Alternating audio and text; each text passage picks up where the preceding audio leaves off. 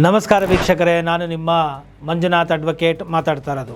ಇವತ್ತು ಕೋವಿಡ್ ಸಂದರ್ಭದಲ್ಲಿ ಜನಗಳ ಒಂದು ಪ್ರಾಣ ರಕ್ಷಣೆಗಾಗಿ ಲಸಿಕೆಗಳನ್ನು ಕಂಡುಹಿಡಿದಿದ್ದೇವೆ ಅಂತ ಹೇಳಿ ಆ ಕೋವಿಶೀಲ್ಡ್ ಲಸಿಕೆಯನ್ನು ಹಾಕಿಸ್ಕೊಳ್ಬೇಕು ಅಂತ ಹೇಳಿ ಸರ್ಕಾರದವರು ಪ್ರಮೋಷನ್ಗಳನ್ನು ಮಾಡ್ತಾರೆ.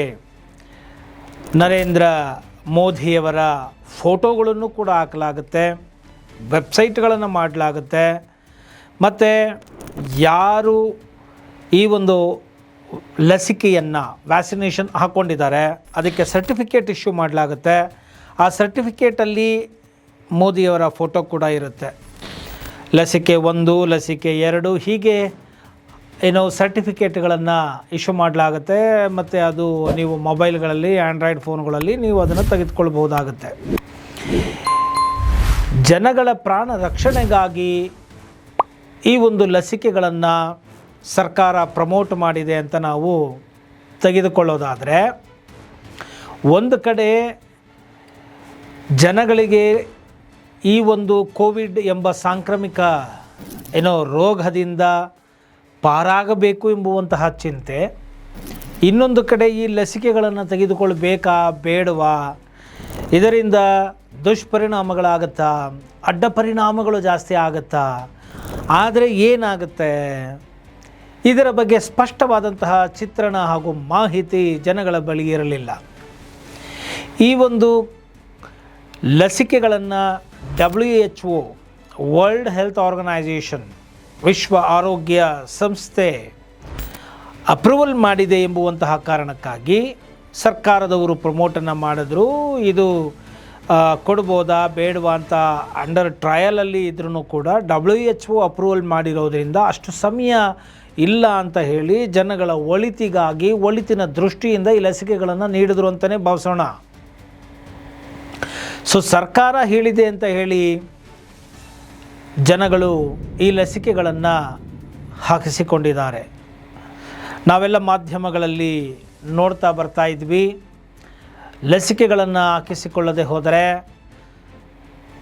ಸಾರ್ವಜನಿಕವಾಗಿರ್ತಕ್ಕಂಥ ಈ ಆಟೋಗಳಲ್ಲಾಗಲಿ, ಬಸ್ಗಳಲ್ಲಾಗಲಿ ಓಡಾಡೋದಕ್ಕೆ ಬಿಡೋದಿಲ್ಲ.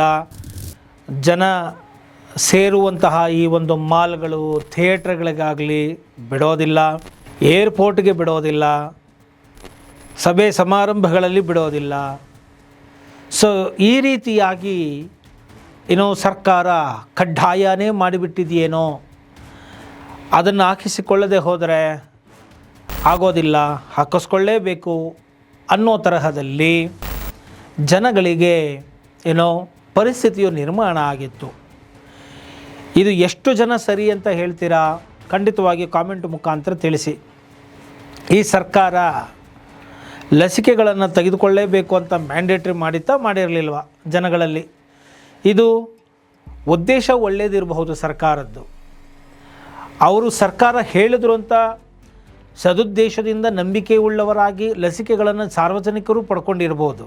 ಆದರೆ ಈಗ ಸರ್ಕಾರ ಈ ಒಂದು ಲಸಿಕೆಗಳ ಅಡ್ಡ ಪರಿಣಾಮಗಳಿಂದಾಗಿ ಸಾವುಗಳು ಆಗಿದ್ರೆ ಅದಕ್ಕೆ ಸ್ಟ್ರಿಕ್ಟ್ ಲಯಬಿಲಿಟೀಸ್ ಅಂಡರಲ್ಲಿ ನಾವು ಬರೋದಿಲ್ಲ, ನಾವು ಜವಾಬ್ದಾರರಲ್ಲ, ಅದಕ್ಕೆ ನೇರವಾಗಿ ನಾವು ಪರಿಹಾರ ಕೊಡೋದಕ್ಕಾಗೋದಿಲ್ಲ ಅಂತ ಹೇಳಿ ಸಂಪೂರ್ಣವಾಗಿ ಕೈ ಚೆಲ್ಲಿಬಿಡೋದು ನ್ಯಾಯನಾ ಎಂಬುದು ನನ್ನ ಇವತ್ತಿನ ವಸ್ತು ವಿಚಾರ.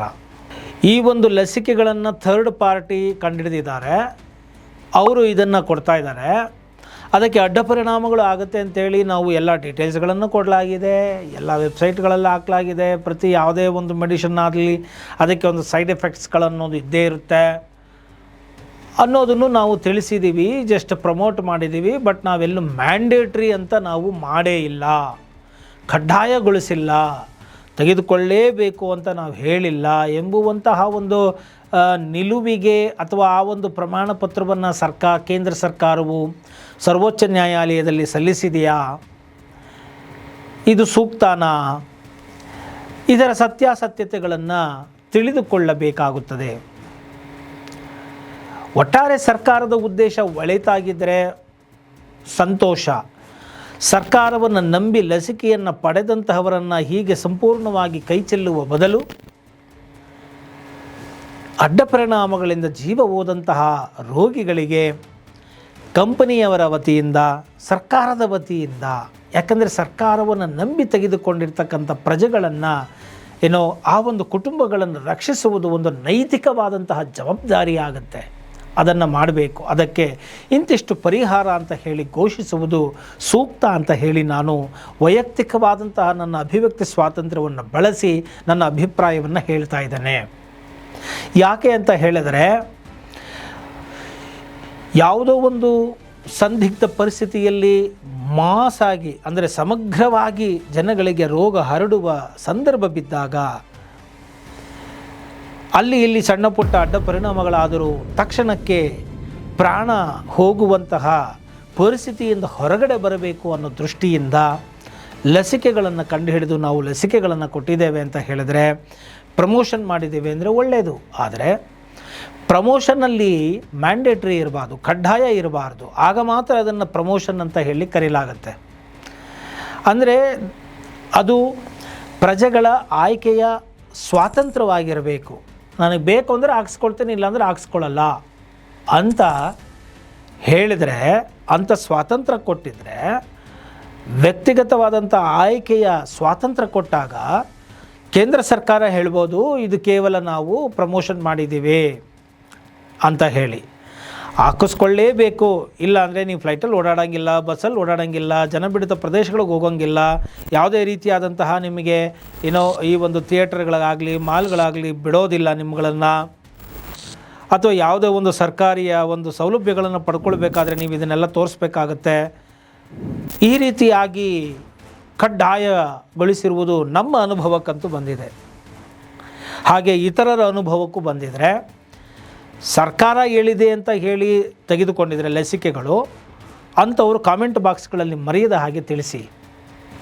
ಅಥವಾ ಕೇವಲ ಒಂದು ಪ್ರೈವೇಟ್ ಕಂಪನಿ ಬಂದುಬಿಟ್ಟು ನಾವು ಇಂಥದ್ದನ್ನು ಕಂಡುಹಿಡಿದು ಬಿಟ್ಟಿದ್ದೀವಿ, ಇದನ್ನು ನೀವು ತಗೊಳ್ಳಿ ಅಂತ ಹೇಳಿದರೆ ಎಷ್ಟು ಜನ ಲಸಿಕೆ ಹಾಕಿಸ್ಕೊಳ್ತಾ ಇದ್ರು?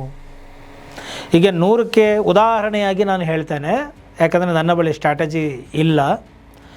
100ಕ್ಕೆ ಇವತ್ತು ಸರ್ಕಾರ ಹೇಳ್ತು ಅಂತೇಳಿ 90% ತಗೊಂಡಿದ್ದಾರೆ ಅಂತ ಇಟ್ಕೊಳ್ಳೋಣ ಉದಾಹರಣೆಗೆ.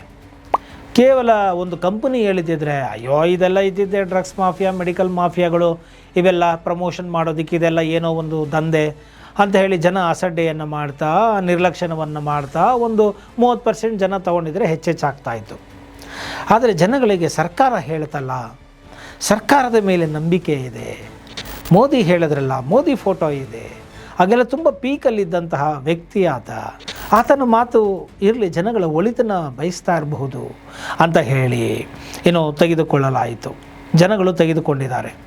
ಅಂದರೆ ಇದನ್ನು ನೈತಿಕತೆಯ ಒಂದು ಅಂಡರಲ್ಲಿ ಇದನ್ನು ನೋಡಬೇಕಾಗತ್ತೆ. ಒಂದು ಕ್ರೆಡಿಬಿಲಿಟಿ ಪ್ರಶ್ನೆಯಾಗಿ ನೋಡಬೇಕಾಗುತ್ತೆ ಕೇಂದ್ರ ಸರ್ಕಾರ.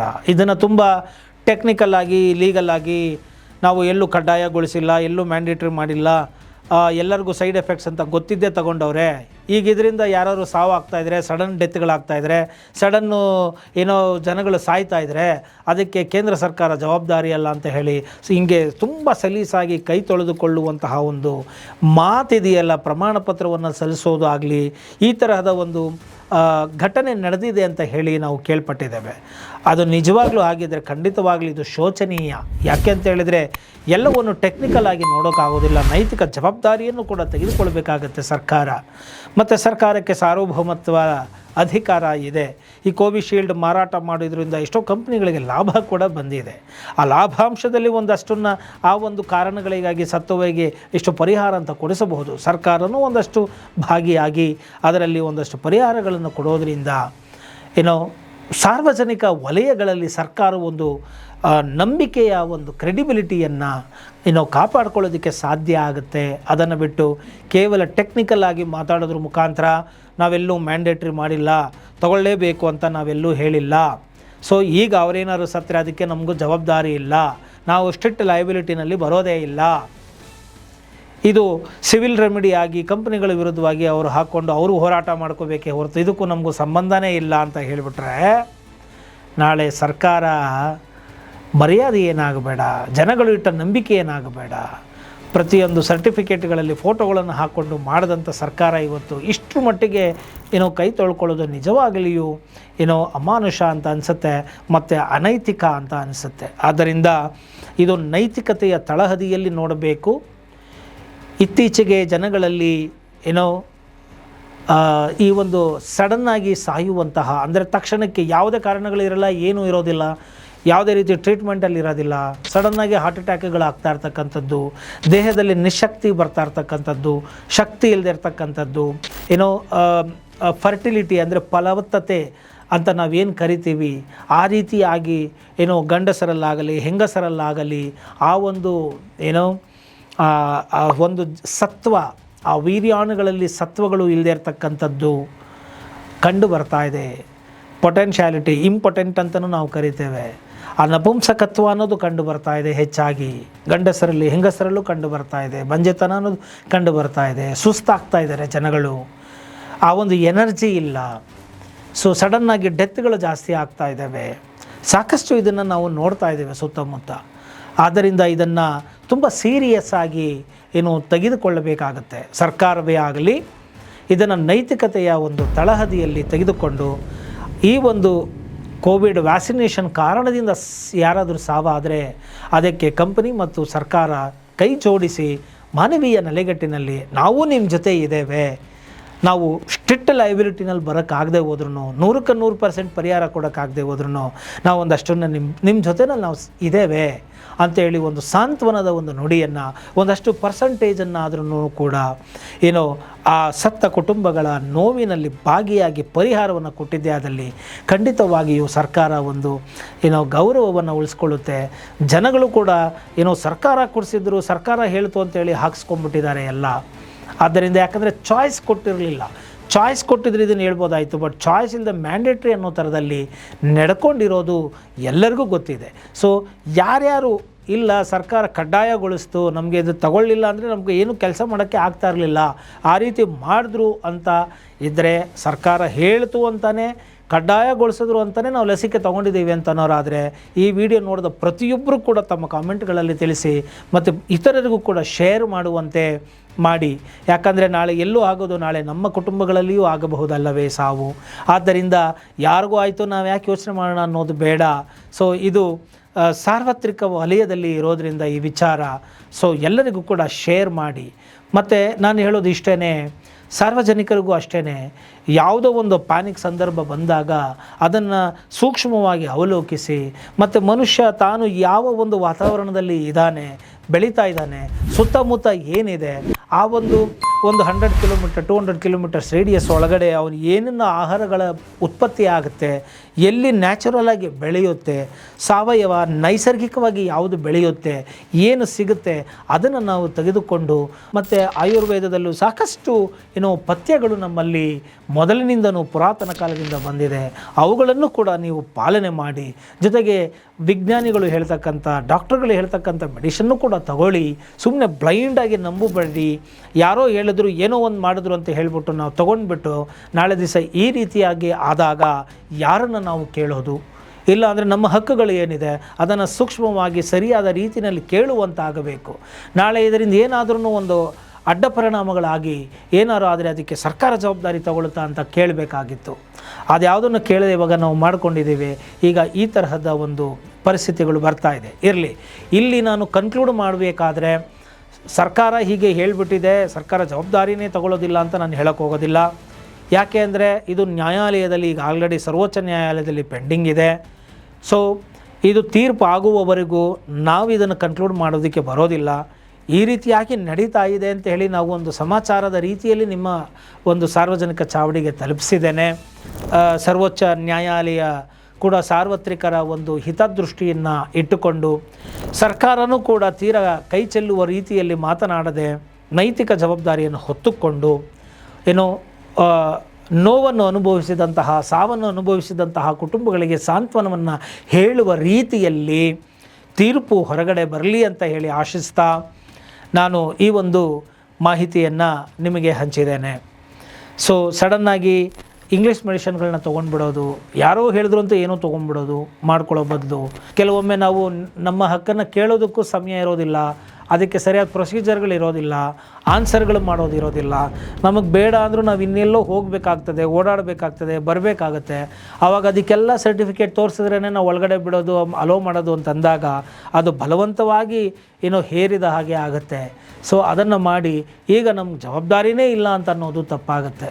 ಸರ್ಕಾರ ಒಳ್ಳೆ ಉದ್ದೇಶದಿಂದ ಮಾಡಿರಬಹುದು, ಆದರೆ ಅದು ಈಗ ಕೂಡ ಅದೇ ಉದ್ದೇಶವನ್ನು ಇಟ್ಟುಕೊಂಡು ಅಲ್ಪ ಪ್ರಮಾಣದ ಒಂದು ಜವಾಬ್ದಾರಿಯನ್ನು ತೆಗೆದುಕೊಳ್ಳುವ ಮುಖಾಂತರ ಕಂಪನಿಗಳಿಗೂ ಕೂಡ ಜವಾಬ್ದಾರಿಯನ್ನು ಕೊಡುವ ಮುಖಾಂತರ ಮಾನವೀಯತೆಯನ್ನು ಮೆರೆಯಬೇಕು. ಸಾರ್ವಜನಿಕರಿಗೆ ಆಗ್ತಾ ಇರ್ತಕ್ಕಂಥ ನಷ್ಟಗಳಿಗೆ ಸ್ವಲ್ಪ ನಷ್ಟ ಭರ್ತಿಯನ್ನು ಕೊಡಬೇಕು, ಪರಿಹಾರವನ್ನು ಕೊಡಬೇಕು ಎಂಬುವಂತಹ ಮಾತನ್ನು ಹೇಳ್ತಾ, ನನ್ನ ಮಾತು ಸರಿ ಅನಿಸಿದ್ದೆ ಆದಲ್ಲಿ ಮರೆಯದ ಹಾಗೆ ಲೈಕ್ ಕೊಡಿ, ಇತರರಿಗೂ ಕೂಡ ಶೇರ್ ಮಾಡಿ, ಕಾಮೆಂಟ್ ಮಾಡಿ ಅಂತ ಹೇಳ್ತಾ ಇವತ್ತಿನ ವಿಡಿಯೋವನ್ನು ಇಲ್ಲಿ ಮುಗಿಸ್ತಾ ಇದ್ದೀನಿ. ಜೈ ಹಿಂದ್, ಜೈ ಕರ್ನಾಟಕ ಮಾತೆ.